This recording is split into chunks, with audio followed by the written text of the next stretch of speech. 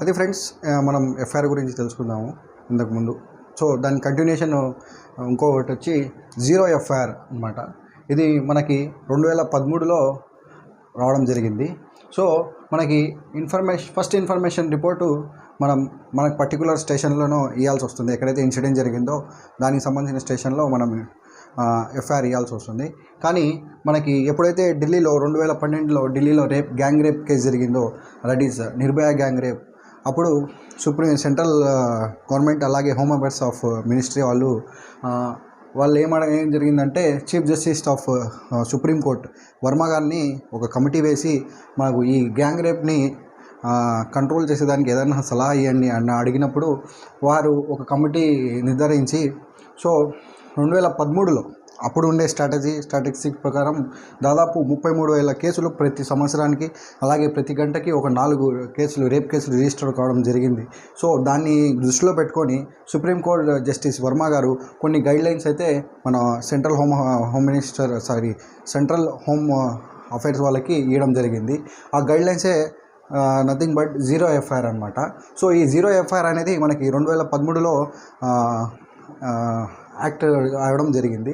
So దీని ముఖ్య ఉద్దేశం ఏంటంటే ఈ జీరో ఎఫ్ఐఆర్ అన్నమాట ఎక్కడైనా ఇన్సిడెంట్ జరిగింది, సో ఆ ఇన్సిడెంట్కి పర్టికులర్ స్టేషన్తో సంబంధం లేకుండా ఎక్కడైనా మన భారతదేశంలో all over India anywhere anybody can give information to any PS without any reasons అనమాట. సో ఇందులో ముఖ్య భాగం ఏంటంటే ఈ గైడ్లైన్స్ ప్రతి పోలీస్ స్టేషన్ కూడా సెంట్రల్ వాళ్ళు పంపించడం జరిగింది. సో ఈ గైడ్లైన్స్ ఆల్మోస్ట్ ఆల్ మన ఇండియాలో అందరూ పాటిస్తారనమాట. So for this we have an example. Suppose మనకి ఏదైనా ఇన్సిడెంట్ హైదరాబాద్లో జరిగింది, మనం ఒక విజయవాడలో స్టే చేస్తున్నాము. సో ఆ ఇన్సిడెంట్ మనకి కాగ్నిజబుల్ అఫెన్స్ అని అక్కడ ఉండే ఆధారాల వల్ల మనం చేయవచ్చు. కానీ యాజ్ పర్ మనకి ఎఫ్ఐఆర్ అయితే మనం అక్కడికి వెళ్ళి ఇన్ఫర్మేషన్ ఇవ్వాల్సి వస్తుంది. కానీ with effect of zero FIR మనము విజయవాడలోనే ఉండి ఆ పర్టికులర్ స్టేషన్లోనే జీరో ఎఫ్ఐఆర్ నమోదు చేసే ఆప్షన్ అయితే ఉంది ఫ్రెండ్. కానీ ఇది చాలా వరకు ఇండియాలో చాలా తక్కువ అమలు అవుతుంది.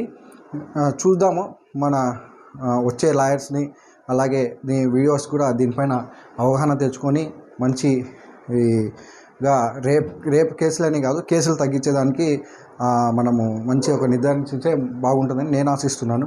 సో మోస్ట్లీ ఇప్పుడు ఉండే స్ట్రాటజీ కన్నా 2013లోనే మనకి దాదాపు 33,000 అంటే నెలకి సంవత్సరానికంటే it is not a normal number. So మన ఆడపిల్లని కూడా మన దేశంలో స్వేచ్ఛ ఉంది, కానీ ఇలా స్వేచ్ఛ ఉంది కాబట్టి నిర్భయాలు ప్రియాంకలు చాలామంది వస్తున్నారు. So that's all for zero FIR friends. For your guidelines కానీ కొత్తగా లాయర్స్ కానీ జనరల్ పీపుల్ కోసము ఎఫ్ఐఆర్ కాపీ ఎలా ఉంటుందని కూడా నేను ఈ వీడియోలో చూపిస్తాను. So wait a minute friends.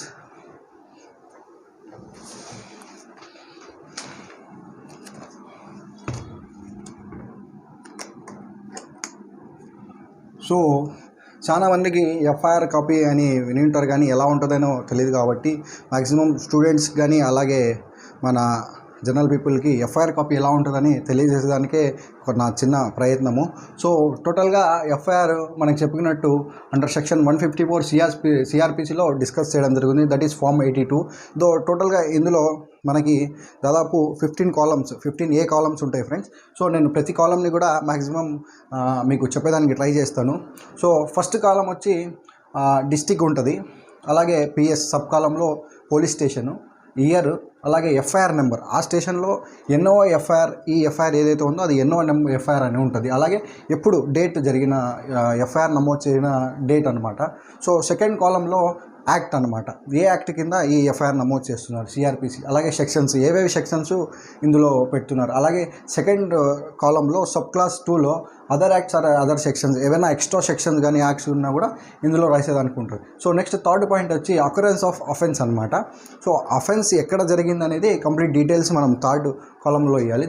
Almost all third కాలంలో 3 సబ్ కాలమ్స్ ఉంటాయి, A-B-C అనమాట. ఏలో వచ్చి డేటు, టైం పీరియడ్, ఎప్పటి నుంచి ఎప్పుడు జరిగిందని. అలాగే Bలో ఇన్ఫర్మేషన్ రిసీవ్డ్ అట్ పోలీస్ స్టేషన్కి ఎప్పుడు ఇన్ఫర్మేషన్ ఇచ్చారు అనేది ఉంటుంది, డేట్, టైము. అలాగే జనరల్ డైరీలో మనము ఏదైనా ఇన్ఫర్మేషన్ ఇస్తే ఫస్ట్ రైటర్ కానీ జమీందార్ గారు కానీ స్టేషన్ హౌస్ ఆఫీసర్ కానీ మనకి జనరల్ డైరీలో రాయడం జరుగుతుంది. ఆ జనరల్ డైరీ వాల్యూమ్ నెంబర్ కూడా ఇక్కడ ఇస్తారు. సో ఫోర్త్ వచ్చి టైప్ ఆఫ్ ఇన్ఫర్మేషన్ అనమాట. మనము లిఖితపూర్వకంగా ఇచ్చామా లేదంటే ఓరల్గా ఇచ్చామా. మ్యాక్సిమం ఎఫ్ఐఆర్స్ అన్నీ రిటర్న్ ఫామ్లోనే ఉంటాయి. సో మనకి 2 ఆప్షన్స్ ఉన్నాయి, మనం డిస్కస్ చేసాం వీడియోలో. ఎఫ్ఐఆర్ అనేది ఓరలా లేదంటే రిటర్న్ అని. నెక్స్ట్ 5th పాయింట్ వచ్చి ప్లేస్ ఆఫ్ అక్యురెన్స్. మనకి అఫెన్స్ ఎప్పుడు జరిగింది, అలాగే ఎక్కడ జరిగింది అనేది కూడా మనకి నిర్ధారించాల్సి వస్తుంది మన ఎఫ్ఐఆర్లో. అంటే స్టేషన్ నుంచి అఫెన్స్ ఎక్కడ జరిగింది, distance, direction and distance from PC, అలాగే అడ్రస్. నెక్స్ట్ సబ్ కాలంలో if outside the limits of PC then a పీసీలో జరిగింది. ఒకవేళ మన లిమిట్స్లో చనిపోయిన మనిషి, ఇది 0 FIRలో నమోదు చేయాలి. 0 FIRలో ఈ పాయింట్ రాయడం జరుగుతుంది ఫ్రెండ్స్. నెక్స్ట్ 6th కాలం వచ్చి కంప్లైంట్ ఆర్ ఇన్ఫర్మేషన్ ఇచ్చిన పర్సన్ డీటెయిల్స్ ఉంటాయి. So first is name, husband name, age, ID proof, అలాగే నేషనాలిటీ ఇండియన్ ఉంటుంది, date of issue, place of issue, so occupation, తన యొక్క ఆక్యుపేషను, అలాగే అడ్రస్ ఉంటుంది friends. So next 7th point వచ్చి details of unknown or suspected or accused with full details అనమాట. So 7th పాయింట్లో డికేజ్డ్ కానీ దానికి సంబంధించిన పర్సన్, అన్నోన్ పర్సన్ కానీ పలానా వ్యక్తి గురించి ఇక్కడ మనకి ఆ వ్యక్తికి సంబంధించిన ఇన్ఫర్మేషన్ ఇక్కడ డియాల్సి ఉంటుంది. సో 8th వచ్చి reasons for delaying report by information. అంటే ఏదైతే ఇన్ఫర్మేషన్ ఇచ్చేదానికి వెళ్ళింటాడో ఆ పర్సన్, రీజన్ డిలే అంటే నిన్న జరిగిన ఇన్సిడెంట్ ఈరోజు ఇవ్వడం జరుగుతుంది. సో ఎందుకు డిలే అయిందనేది కూడా రీజన్ ఇక్కడ రాయాల్సి వస్తుంది. సో నెక్స్ట్ 9th కాలం అనమాట, పర్టికులర్స్ ఆఫ్ ప్రాపర్టీ స్టోలెన్. ఇది చాలా ఇన్వాల్వ్డ్. సో ఇది చాలా వరకు మనకి థెఫ్ట్ కేసులలో ఉపయోగపడుతుంది.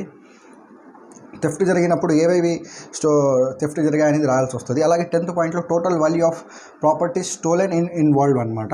సో ఆ ప్రాపర్టీస్ యొక్క ఏదైతే దొంగతనం జరిగాయో దాని యొక్క వాల్యూ కూడా మనకి ఇక్కడ రాయాల్సి వస్తుంది. So inquest report or UD case number if any. ఒకవేళ మనకి కేసు నెంబర్ ఏదన్నా ఉంటే ప్రీవియస్ దాన్ని కూడా ఇక్కడ రాయాలి. So contents of the complaint, statement to the complaint attach separate sheet అనమాట. సో 12th కాలం ఏంటంటే మనం ఏదైతే వైట్ పేపర్లో రాసింటామో అది కంప్లీట్గా మనకి స్టేషన్ హౌస్ ఆఫీసర్ దాన్ని రెఫర్ చేసి మళ్ళీ కంప్లీట్గా దాన్ని డీటెయిల్స్ అనమాట ఒక పేరాగ్రాఫ్ లాగా రాస్తారనమాట. అది ఎలా ఉంటుందో మీకు చూపిస్తాను. సో ఇది మనకు కంప్లైంట్ ఇచ్చిన వైట్ పేపరు. సో అందులో దాన్ని వాళ్ళు షట్అవుట్ చేసి దానికి సంబంధించిన 12th కాలం కంప్లీట్గా ఇలా చెప్పడం జరుగుతుంది.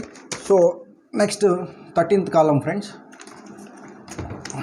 13th కాలంలో యాక్షన్ టేకెన్. సో ఏదైతే కంప్లైంట్ మనం 12th కాలంలో డీటెయిల్స్ ఇచ్చామో దానికి సంబంధించిన యాక్షన్స్ ఎవరు తీసుకున్నారు, ఎలా తీసుకున్నారు. సో యాక్షన్ కాలంలో 4 కాలమ్స్ ఉన్నాయన్నమాట, 4 sub columns. Since the above report reveals commission offences. ఆ కమిషన్ సెక్షన్స్ ఏదైతే ఆఫెన్స్కి తగిలాయో అవన్నీ చేయాలి. అలాగే ఏం డైరెక్ట్ చేశారు, ఎవరు, ర్యాంక్ ఎవరు అంటే సబ్ ఇన్స్పెక్టరా, సర్కిల్ ఇన్స్పెక్టరా, డివిజనల్ పోలీసా, ఎస్పీ గారా అని ఉంటుంది. So refused investigation transfer to PS.